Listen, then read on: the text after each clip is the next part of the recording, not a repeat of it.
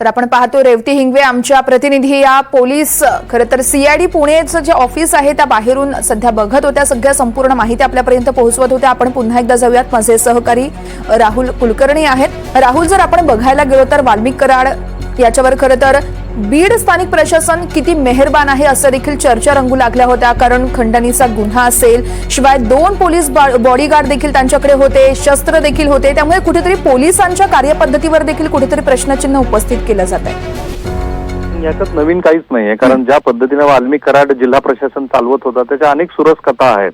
म्हणजे मधल्या काळामध्ये जे जिल्हा पोलीस अधीक्षक होते ते तर वाल्मिक कराडचाच आदेश मानून पुढची कामं करायची असं खुलेआम बोललं जात होतं। आणि हे खरं आहे ना की जेव्हा तुमच्याकडे 307 सारखे गुन्हे एखाद्या आरोपीवरती दाखल आहेत तेव्हा मुळातच कायदा आहे, नियम आहे की अशा आरोपीला शस्त्र परवाना दिला जात नाही, परंतु त्याला शस्त्र परवाना दिला, पोलीस संरक्षण दिलं आणि मग वेगवेगळ्या पद्धतीचे गुन्हे दाखल असलेला आरोपी राजरोसपणे फिरत होता। याही प्रकरणामध्ये बघा की वाल्मिक कराडवरती गुन्हा दाखल झाल्यानंतर किती दिवस झालेले आहेत की वाल्मिक कराड सापडला नाही।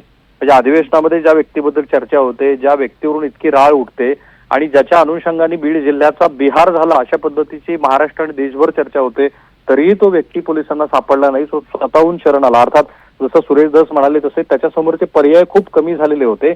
एका पाठोपाठ एक पोलिसांनी त्याच्या विरोधामध्ये कारवाई करायला सुरुवात केली होती। जवळच्या असलेल्या काही व्यक्तींच्या विरोधामध्ये पोलिसांनी कारवाया करायला सुरुवात केल्यानंतर वाल्मिकला याची जाणीव झालेली होती की आता आपण फार काळ बाहेर राहिलो तर आपल्या कुटुंबाला सुद्धा याचा त्रास होईल, कारण त्याच्या बायकोची 2 वेळेला चौकशी झालेली होती। आणि या सगळ्या घडामोडीनंतर वाल्मिक कराड हा स्वतःहून हजर झाला।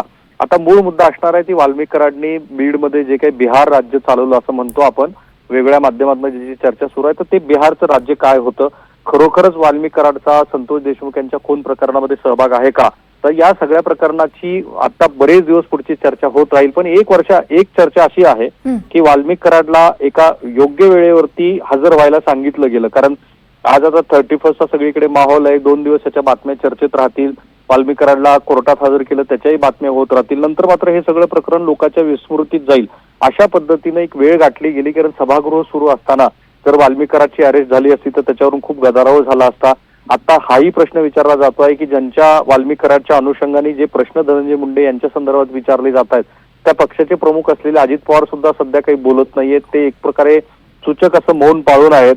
आणि ज्याचा जितेंद्र आव्हाड यांनी उल्लेख केला की वाल्मिक कराड याच्या संदर्भात बोलत असताना सुरेश धस हे अजित पवार यांच्याकडे बघून सभागृहामध्ये बोलत होते, अर्थात त्याचं तथ्य ते दोघांनाच माहिती असणार आहे, विरोधी पक्षनेत्याचं हे वक्तव्य। पण या सगळ्याची चर्चा गेली अनेक दिवस सुरू आहे। दुर्दैवाने प्रश्न असा आहे की संतोष देशमुख यांच्या ज्या पद्धतीनं त्यांना मारहाण करून खून करण्यात आला ते अत्यंत अमानुष आहे आणि ह्या सगळ्या प्रकरणामध्ये वाल्मिकचा थेट सहभाग असल्याचे आरोप आहेत आणि वाल्मिकला मोठं राजकीय पाठबळ आहे, त्याच्यामुळे तो हे सगळं धाडस करू शकला असं जे म्हटलं जात आहे।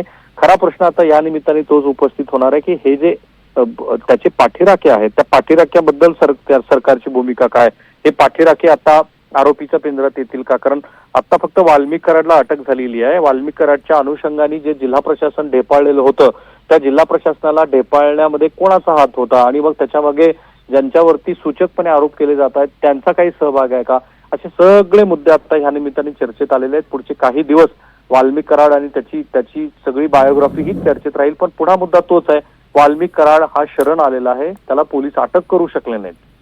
निश्चितच राहुल, तुम्ही असेच